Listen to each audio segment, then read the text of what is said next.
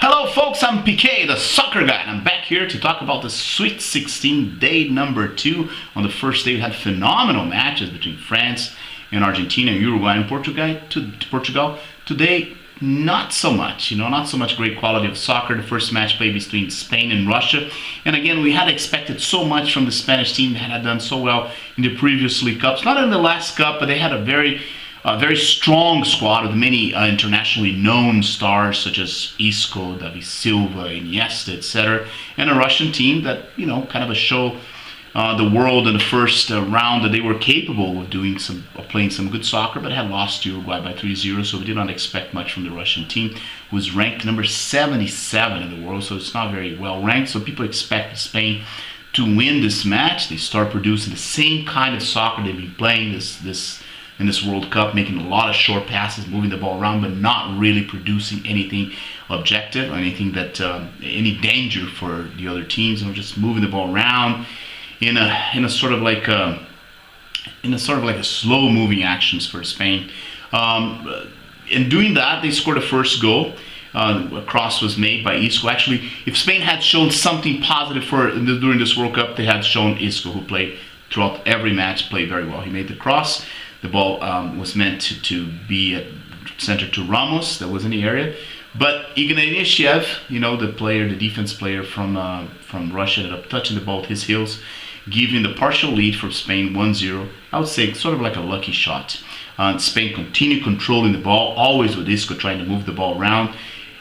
Surprisingly enough, he did not start with Iniesta. He used Koke and Asensio and Koke did not function well for the Spanish team. David Silva was in a terrible match, and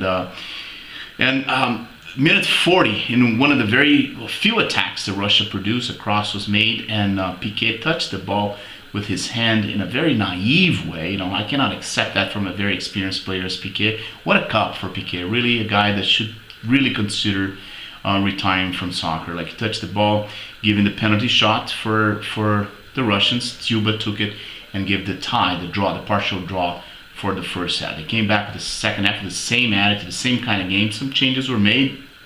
Granat went for Zykov, and then he took Samedov off, put Cheryshev, and Zmolov went for Dzюба. For the Russians, for the Spanish, Iniesta came for David Silva, who did not play well. Nacho came out for Carvajal, and Aspas went for Diego Costa, who actually, as a center forward playing up there as a reference man, as number 9, did not produce much for the Spanish as well. The match ended up tied. They went for the overtime. Spain tried to win the match, always with Isco, but was not able to produce anything. And in the end, it was a battle of goalies. Akinkath was the better man, saving the penalties for Russia. Not much for David De Gea, and the Russians who would advance, surprisingly enough, into the quarterfinals. Spain and his midfield little passing game is gone home.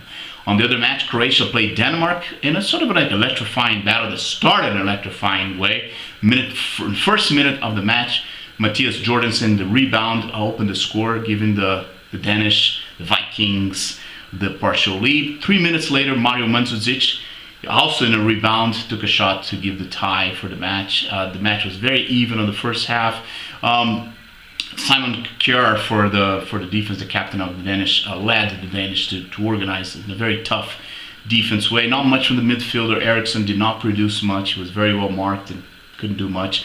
Modric, this guy really tried hard. Look at Modric, running everywhere. He was everywhere in the field trying to create plays for Croatia, but the first half ended this way. They came back for the same second half in a very tough battle. Both teams really running a lot, really trying to score goals, really trying to win the match, but nothing was produced from both teams. Ended up with the score 1-1. They came back for the overtime, and again, it was a tough battle. I think both teams show a lot of heart, show a lot of it was sort of like a duo of a lot of skills from the Croatian team, to a lot of heart from the Danish team, and a lot of goalie. Schmeichel, an excellent goalie for the Danish team. And in the very end, minute 10 of the second half of the overtime, Modric just made a perfect pass to Rebic. He dribbled the goalie, and he suffered a foul from Jorgensen.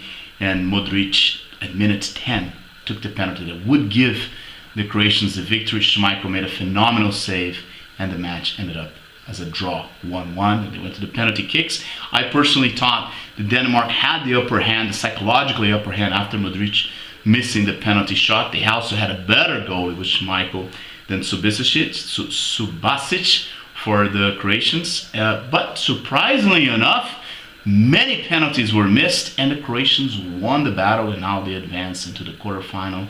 The Danish will go home in spite of everything that Schmeichel made in this match. So those are my considerations for day number 2 of the Sweet 16. I'll see you next time!